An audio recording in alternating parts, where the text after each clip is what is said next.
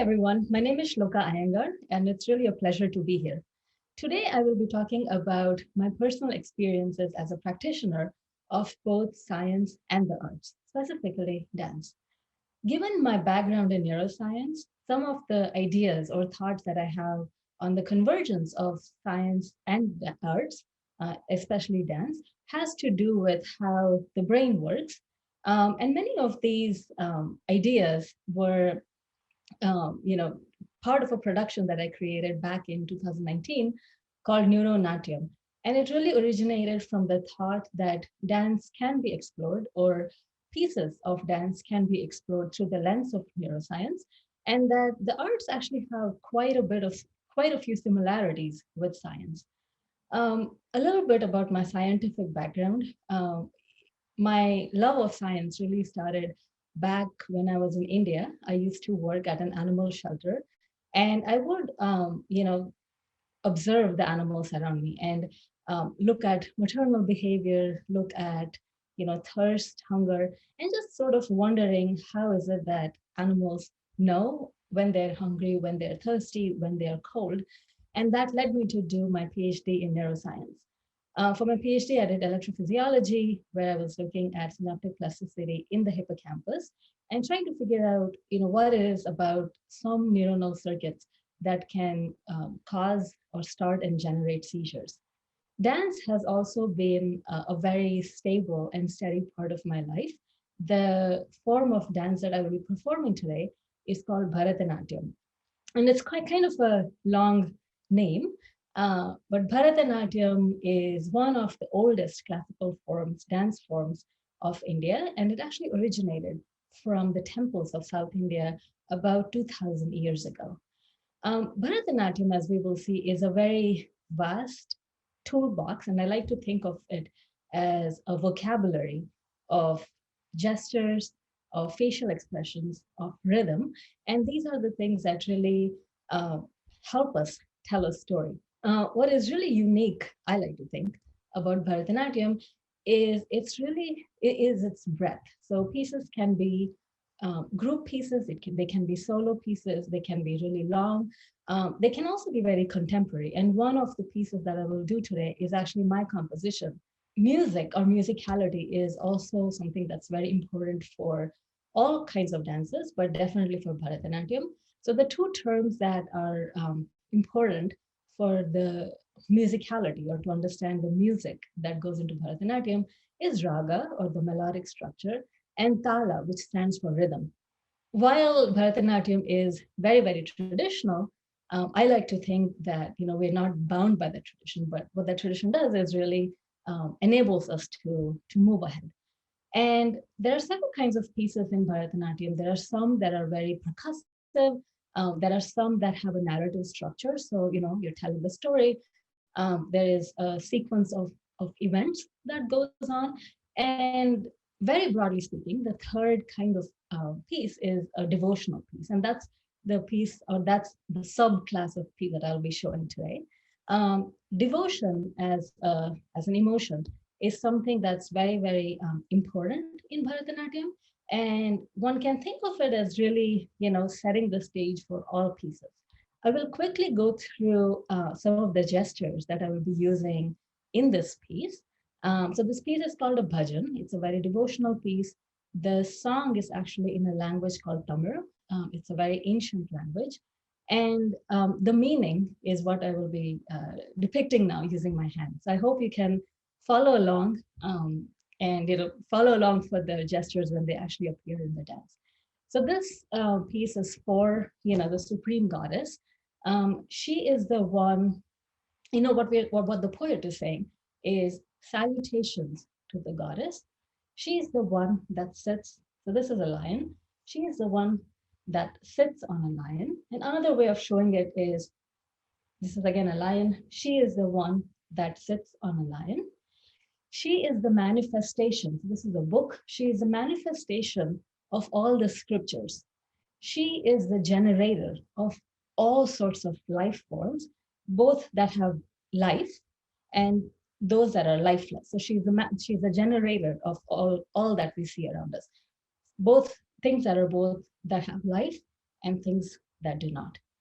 She is the beloved, so she is the beloved of Lord Nataraja, who is the god of dance. She's also the one that wears snakes as ornamentation. All the devotees, they pray to her and they offer flowers at her feet. And the poet says, I surrender unto you, O Supreme Goddess. So she is the protector of all the universes. Um, this piece is called Srichakraraja. It's in the ragam. So again, the ragam is the melodic structure, and it's called Ragamalika. And it's really interesting, I think, just to look at ragams and what they do to the brain. But this one is called Ragamalika because it is this one song. Each of the stanzas is in a different raga. And the talam or the rhythm is Adi talam, which is an 8-beat cycle. So I hope you enjoyed this piece. It's called Sri Chakra Raja, and it is a devotional piece that is for the Supreme Goddess. श्रीललिताम्बिकये Bhuvaneshwari श्रीचक्रराज Simhasaneshwari श्रीललिताम्बिकये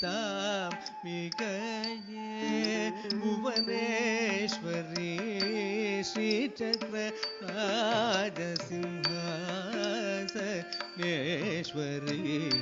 श्रीललिताम्बिकये Bhuvaneshwari श्रीचक्रराज Simhasaneshwari श्रीललिताम्बिकये Bhuvaneshwari श्रीचक्रराज Simhasaneshwari श्रीललिताम्बिकये Bhuvaneshwari श्रीचक्रराज Simhasaneshwari श्रीललिताम्बिकये Bhuvaneshwari श्रीचक्रराज Simhasaneshwari श्रीललिताम्बिकये Bhuvaneshwari आगमवेद कलामय रूपिणी आगमवेद कलामय रूपिणी अखिल चराचर जननी नारायणी अखिल चराचर जननी नारायणी नागकूकन नटराज मनोहरी नागकूकन नटराज मनोहरी ज्ञान विद्येश्वरी राजराजेश्वरी ज्ञान Vidyeshwari Rajrajeshwari श्रीचक्रराज Simhasaneshwari श्रीललिताम्बिकये Bhuvaneshwari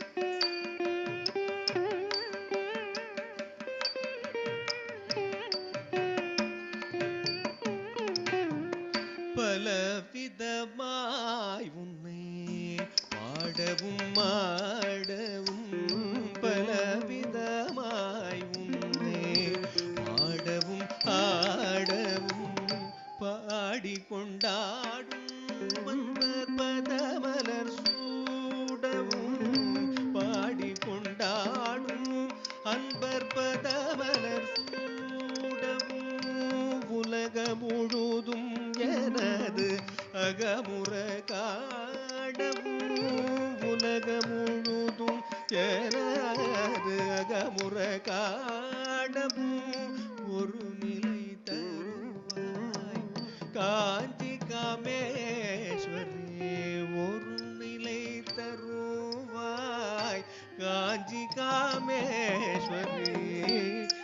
Srichakraraja Simhasaneshwari Shrilalitambikaye Bhuvaneshwari Bhuvaneshwari.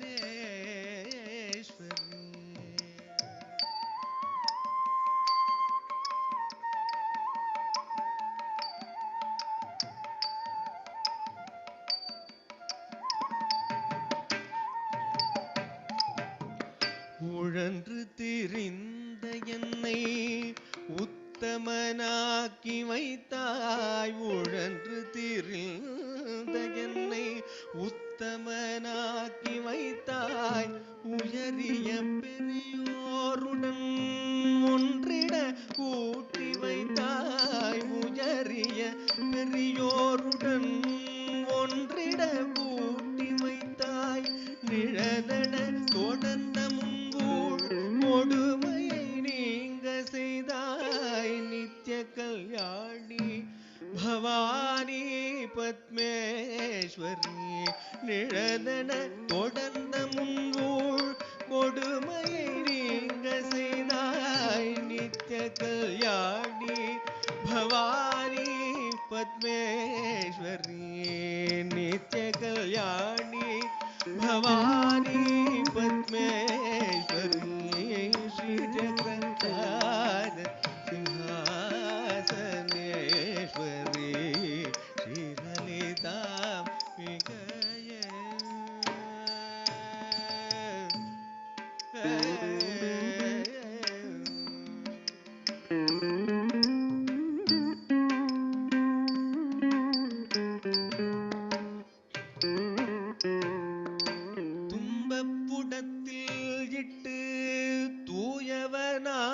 வைத்தாய். துன்பப்புடத்தில் இட்டு தூயவனாக்கி வைத்தாய். தொடர்ந்த முன் மாயம் நீக்கி பிறந்த பயனை தந்தாய். தொடர்ந்த முன் மாயம் நீக்கி பிறந்த பயனை தந்தாய். அன்பை புகட்டி உந்தன் ஆடலை காண செய்தாய். அன்பை புகட்டி உந்தன் ஆடலை காண செய்தாய். அடைக்கலம் நீயே அம்மா.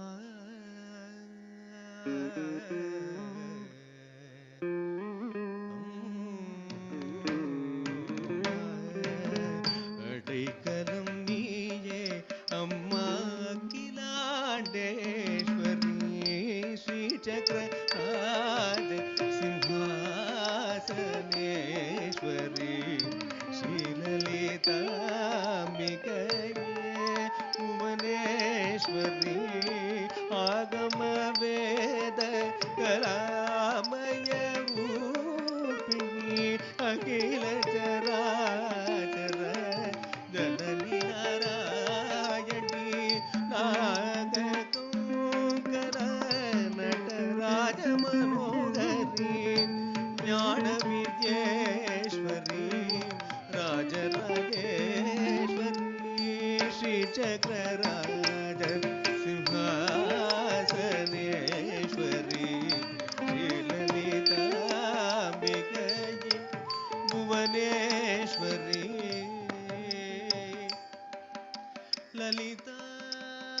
லலிதாம்பிகே அம்பிகே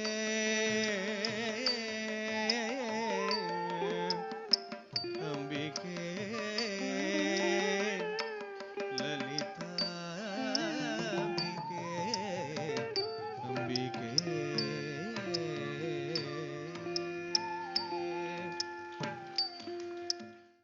So I hope you enjoyed the piece. Again, it's a bhajan, which is a devotional piece. This particular bhajan was to the goddess of the universe, and we showed a lot of gestures, that didn't have necessarily a narrative structure to it, but still, we were describing the goddess in her various forms, in her form as a warrior, in her form as the generator of all the scriptures, the generator of wisdom. So what I would love to do now is, in a way, deconstruct if that's the word, several aspects, or at least a few aspects of Bharatanatyam, which would apply to other, other dance forms as well. Bharatanatyam has some pieces that are purely percussive. This one wasn't, but there were still some elements that were percussive. And the question of how the brain perceives rhythm is something that has interested me for forever and ever. And it's really interesting. There's still quite a bit to be figured out as far as what it is that um, helps us catch a rhythm, um, and then like keep the rhythm, and that could be any kind of music. And what's been really interesting is that they found that in music from various cultures, there are still components of rhythm that are more or less consistent. And so how does the brain do this? And in a very broad and simplistic sense, there are some neural circuits that are entrained to these external stimuli. And that's how it is thought that the brain perceives music, that the brain allows us to how the brain perceives rhythm, and allows us to follow rhythm. So for example, when you're dancing, and we've all noticed this in our lives, right? So rhythm really has a very powerful effect on regulating mood. So what comes to mind is like the loud rhythm, or like the very um, powerful rhythm of a war drum, to a soothing rhythm of getting a baby to fall asleep, using with rocking a baby, singing a lullaby, and that rhythm is much gentler than many of the other rhythms. Um, Rhythm also is a very powerful, or can be a very powerful source of potentially an altered state of consciousness. And what comes to mind is certain rituals or ritualistic music that is very heavy on rhythm. And Bharatanatyam rhythm is very, very complex. There's many kinds, and there's also many speeds as well. So what I'll demonstrate very quickly is, I mentioned earlier an 8-beat cycle, the piece that I just did. So the way to count it is 1, 2, 3, 4, 5, 6, 7, 8. I don't know why this is the way to count it. It just is. But what we'll do is, look at a simple rhythm.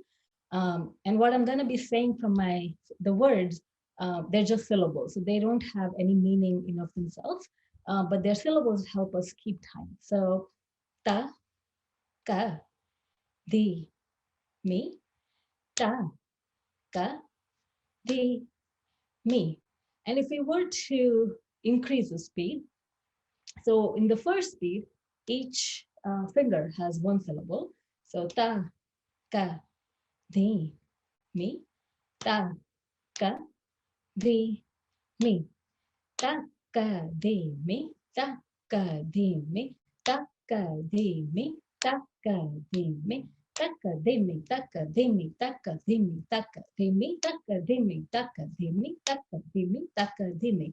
And it's interesting to say, when you're slow, you could think of a person walking, and when it's very fast, it could be like a horse galloping, or even like, in New York, it could be, when the subway train is approaching the station. So rhythm is a very important part of Bharatanatyam, as well as other dance forms. The other one that I wanted to talk about is that of expression or emotion. And in my biased view, what makes Bharatanatyam really unique is that there's all the physical, the gestures and the face and feet and percussion and all that stuff. There's all of that, which are all those components are really important. Uh, but the way I've been taught Bharatanatyam, and the way our teachers teach Bharatanatyam, is that it's a manifestation of your emotional, it's an emotional expression. So you can do all of that, but if you don't feel it, or if you don't have the audience have that experience as well, there's something missing in when you're performing. Um, and I mentioned the Natya Shastra. So this is the treatise that of performing arts. So talks about a whole bunch of things, from how the stage should be set up, where the musicians should sit, what kind of movement is best for the dancer, or for anyone who's doing stagecraft to do. And the Natya Shastra actually defines something called the Navarasa. So Nava means nine, and rasa is the emotion. So there's nine emotions or nine main emotions in Bharatanatyam. And the other thing that is really important, I think we talked about musicality and certain musical notes. So certain ragas can also evoke certain moods or certain emotions.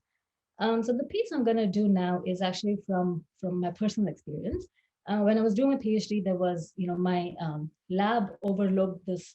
There was a huge window, and there was a giant oak tree. And I used to remember, many memories just looking at the tree, looking at the birds and the squirrels, and just like being immersed in this tree. And I think being new to the country, the tree really, I don't know, it was just uh, symbolized something, friendship that really led me through, my entire PhD, the time there. I recently found out from talking to my friends there that that tree was cut down, and it was one of those things where the emotion that I felt that I have to somehow pay my respects to this giant tree. So I composed this piece. This particular one, what I will show. So this is how we show a tree in Bharatanatyam. So this is the mudra or the hand gesture. I will show this magnificent tree that's really tall, that's majestic. There's the wind, and the tree waves in the wind. There's some deer that come and seek refuge under the tree. There's some birds that come and they have their nests in the tree, and it's really an ecosystem that this tree has created. You will then see what I have perceived in the music as and in the tree being cut, and you'll see what happens. You'll see what happens. So this particular piece is there's no words here. It's just, I shouldn't say just, but it's a melodic structure. This one, the raga, is called Charukesi.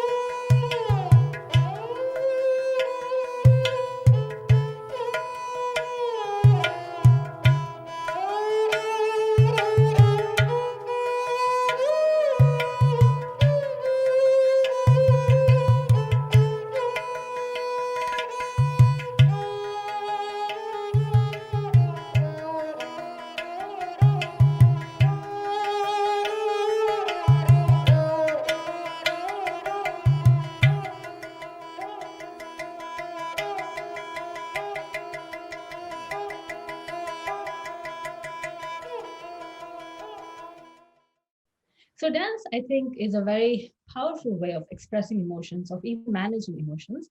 And we know that movement therapy, music therapy, have all been used and are being used in people with depression, given thus the effects of dance and movement on plasticity.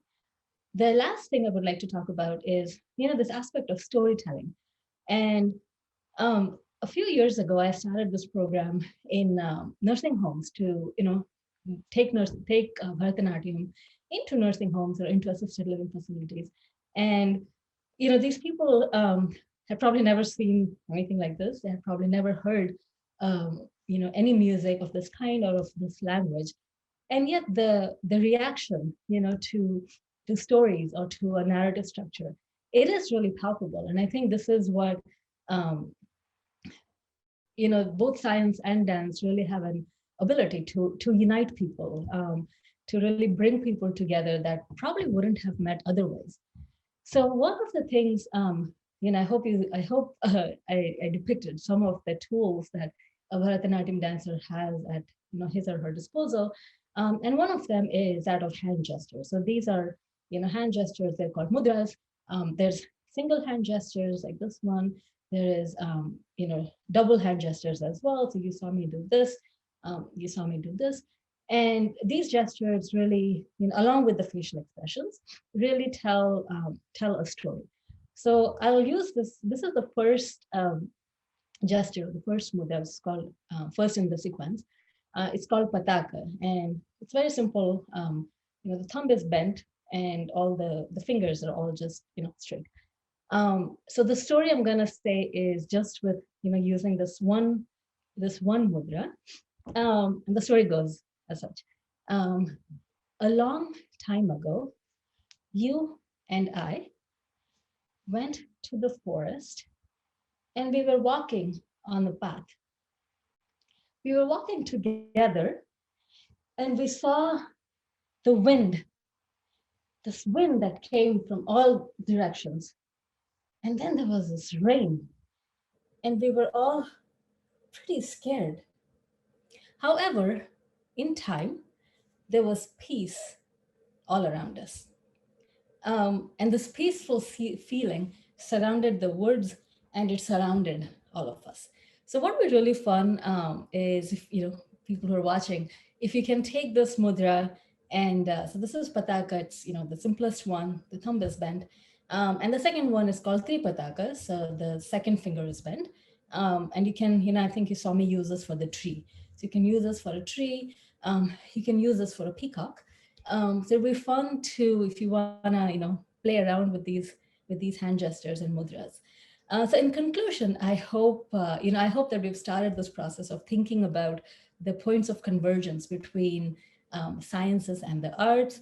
I think there's some very specific points. One of them is this thing about communication, right? So in dance, what we're trying to do is communicate a story or an idea or a feeling to the audience. And I think an analogy that can be made in the sciences is, publishing, or as I'm sure, this meeting, the AAAS meeting, also this, a huge effort that's being put into making sure that scientific knowledge is being translated in a way that's understandable for non-scientists as well. So I think communication is one of the things that I think really brings us together, brings arts and the sciences together. The other thing I think is just complementary ways of understanding the world around us. So there's science, there's analysis, and there's statistics. There's all the things that we know and love. And in the arts, there is perhaps more subjectivity, but there are still, they're both valid ways of understanding the world around us. Bharatanatyam specifically, it has, or it could have, a religious meaning. It could have a spiritual meaning, but it really doesn't have to. You could think of it even as just a vocabulary of hand gestures, of feet, of face, facial expressions, all in a quest to understand the world around us and communicate and engage with the world around us. So please feel free to reach out to me. My name is Shloka Iyengar. My email is slokaiyengar 2014 @gmail.com. You can also find out some of the things I'm doing on my website, which is www.shlokayengar.net. Thank you very much.